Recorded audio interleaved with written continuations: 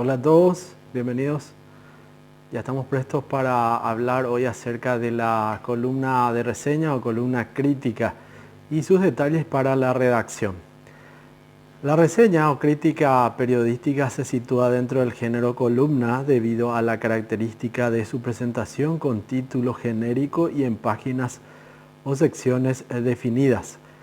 Las críticas más comunes son las de libros, arte, música, teatro, cine y televisión. Para que sea periodística, la columna reseña o columna crítica debe abordar acontecimientos de actualidad, es decir, libros de reciente aparición, o que no lo sean, pero que en un determinado momento cobren actualidad. Exposiciones abiertas al público en el momento de aparecer la columna, obras de teatro o películas en exhibición son los temas que se abordan en este tipo de columna. Lo informativo en la reseña o la crítica. Aunque en una columna de esta naturaleza lo informativo es parte secundaria, no por ello debe estar ausente la siguiente serie de consideraciones. En la crítica de libros, lo informativo se localiza en los datos biográficos o bibliográficos acerca del autor, nombre de la editorial, tipografía del libro, tamaño, número de páginas, presentación, fecha de edición, número de ejemplares impresos, precio al público. Son los datos más importantes. Con respecto a la crítica de arte, se deben incluir datos biográficos de los artistas, número de cuadros o piezas escultóricas en exhibición, género de obra, corriente artística, lugar de la exposición, fecha de inauguración y tiempo en que estará abierta al público.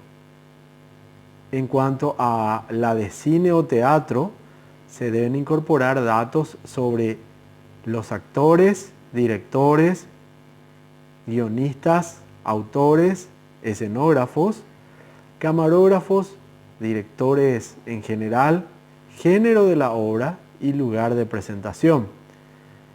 En la de espectáculos musicales, datos sobre los directores, músicos, autores y demás participantes, lugar, fecha de inauguración, reacciones del público y los antecedentes.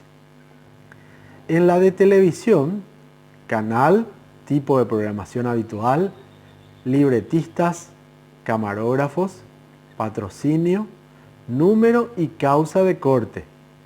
Según lo juzgue cada crítico, se puede prescindir de varios aspectos informativos, pero teniendo siempre en cuenta que los receptores de su columna requieren y exigen un mínimo de información para poder asistir al espectáculo reseñado, para comprar un libro, para acudir a una exposición. Es fundamental esto. Bueno, la función de la crítica.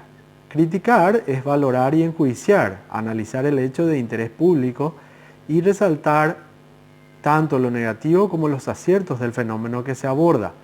Criticar es enjuiciar, argumentar porque algo está bien o mal hecho.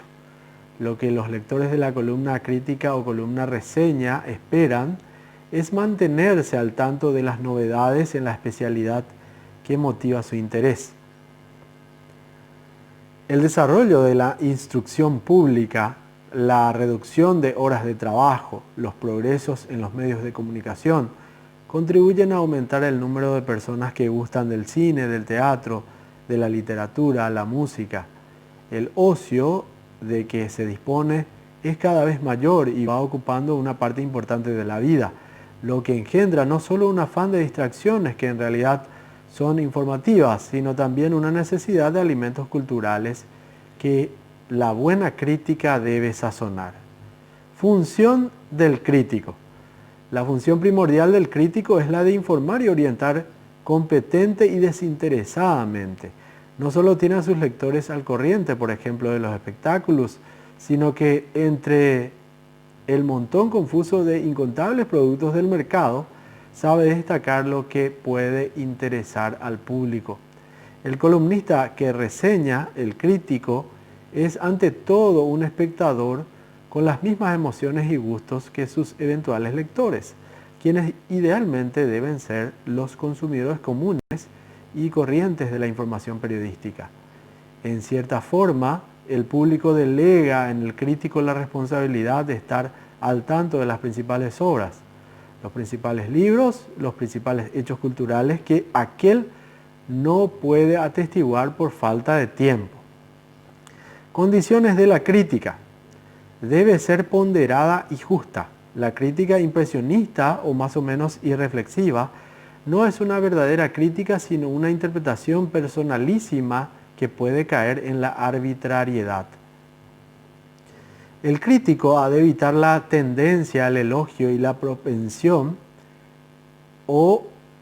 a la condena, la propensión a la condena. Ni la loa ni la sátira mordaz son auténtica crítica, de no ser por la sólida argumentación en que se sustente lo uno o lo otro. El crítico blando, fácil para el elogio, es blando también en su dureza, fácil para la satanización. Entonces, evitar extremos. La crítica debe ser fielmente informativa, en el sentido de que el lector quiere saber por qué lo que se critica es o no recomendable. Los comentaristas eruditos sobran en la crítica. El crítico debe procurar emplear un tono ecuánime. Hacer mofa de la obra criticada solo se justifica cuando la calidad de tal obra así lo exija. La mejor demostración de que algo es rematadamente malo es la caricatura, la sátira humorística, la parodia. El estilo de la columna crítica o columna reseña ha de ser conciso, claro y ágil. Nada de pedante erudición. No se valora con comentarios líricos ni grandilocuentes, sino con demostraciones, con argumentos. Debe irse al grano. Se exige al crítico madurez, reflexión, especialización y serenidad en el juicio. Quien es fácilmente impresionable es por lo general un mal crítico. Un buen o mal humor del momento son malos consejeros. La crítica ha de ser analítica y sintética. Se analiza aquello que se juzga, valorando sus elementos, y se sintetiza la opinión. El crítico debe ser un apasionado de la materia que maneja. Uno de los grandes peligros que amenaza al crítico es que por saturación acabe por aburrirse, obligado a devorar 2 libros diarios o a asistir a 5 representaciones semanales, acaba por no importarle gran cosa de lo que hace. La mayor o menor profundidad de una crítica está condicionada a la publicación para la que se escribe. En diarios o revistas de circulación general se habla al público medio. En periódicos o revistas especializadas, pienses en las revistas culturales, es natural que la crítica tenga mayor amplitud y profundidad, por la mayor cantidad de tiempo que maneja también al periodista.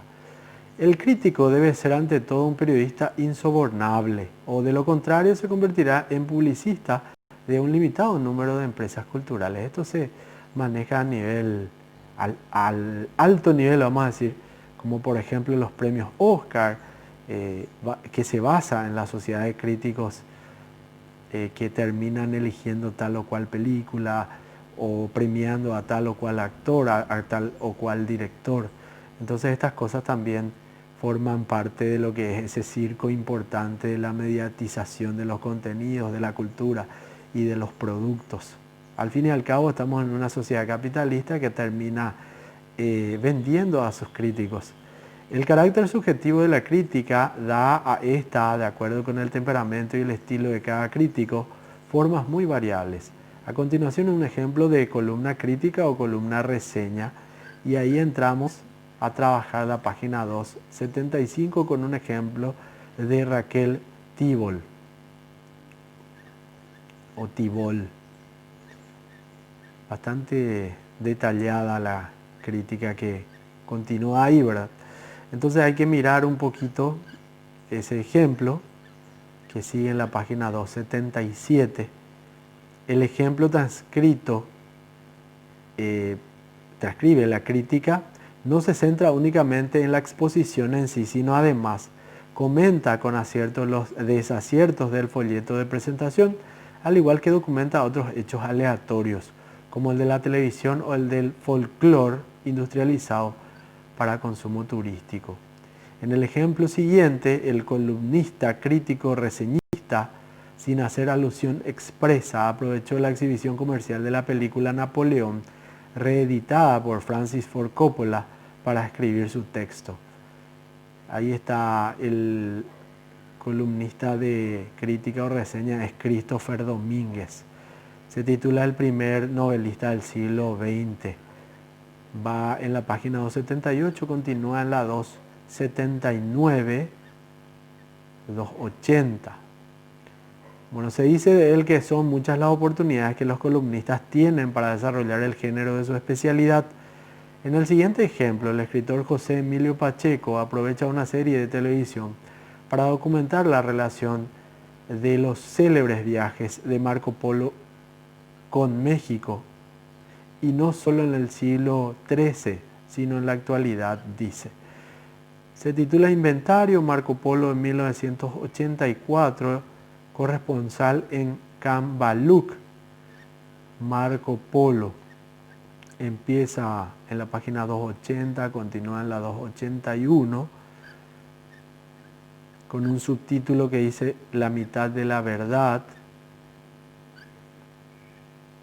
La caballería azteca, los pobladores del infierno, continúa en la página 283, El hombre y la gula, muy detallado todo. Kublai Khan y Montezuma,